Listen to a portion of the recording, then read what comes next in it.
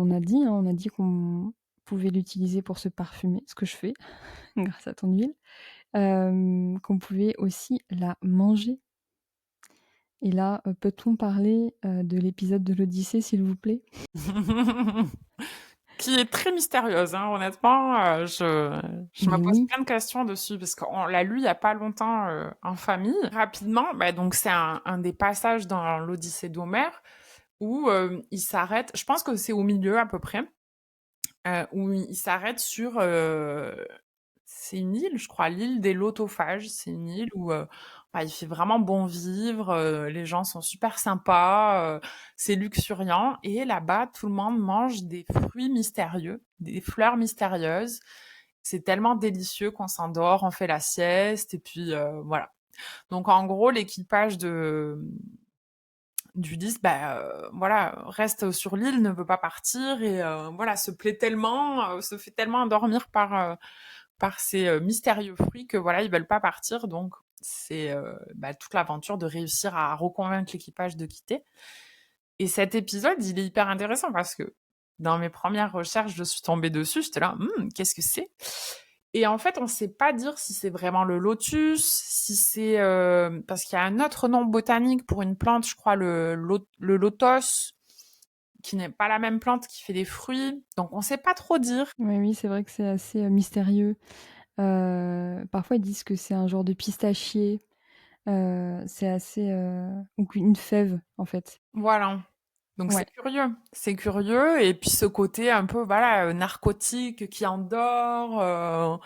Donc je sais pas. Après je sais aussi qu'il y a tellement de traductions de l'Odyssée Oui. et pour moi encore une fois ce texte c'est un texte initiatique, c'est une cartographie des processus intérieurs de transmutation et du coup des traductions qui se sont beaucoup modifiées permettent pas forcément de saisir vraiment de quoi on parle. Après, je pense que le message est le même, c'est que voilà, faut pas se faire endormir par les plaisirs. Donc, peu importe si on Mmh. parle de lotos, de lotus, de trucs, de machin.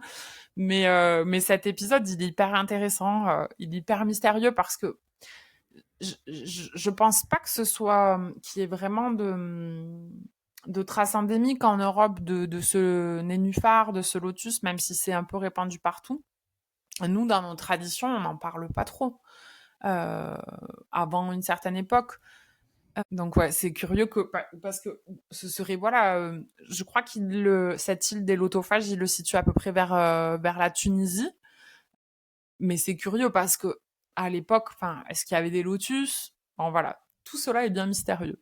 Mais par contre, Oui. tout à l'heure, quand tu parlais des Asiatiques, et tu vois, je te disais un petit peu mon parcours avec la découverte des infusions de fleurs et tout ça, la cérémonie du thé chinoise. J'ai vécu en Asie et là-bas, on mange beaucoup de lotus.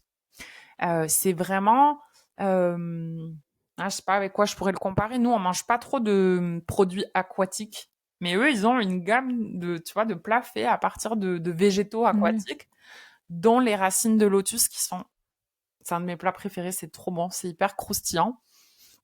Euh, Il y a aussi les graines de lotus qui se mangent. En Inde, ils font comme un espèce de popcorn avec. Euh, Il y a Fantastique. voilà, il y a plein de trucs qui existent autour du lotus en Asie à manger aussi. Et c'est intéressant parce que tu vois, manger des racines de lotus, maintenant je le vois par exemple dans mes initiations autour du lotus bleu, je propose justement plein de manières de travailler avec et il y a notamment de le manger et notamment de manger des racines de lotus. Parce que quand tu le fais avec conscience, comme on l'a dit, en fait, le cœur de l'essence du lotus, c'est ses racines, c'est pas sa fleur.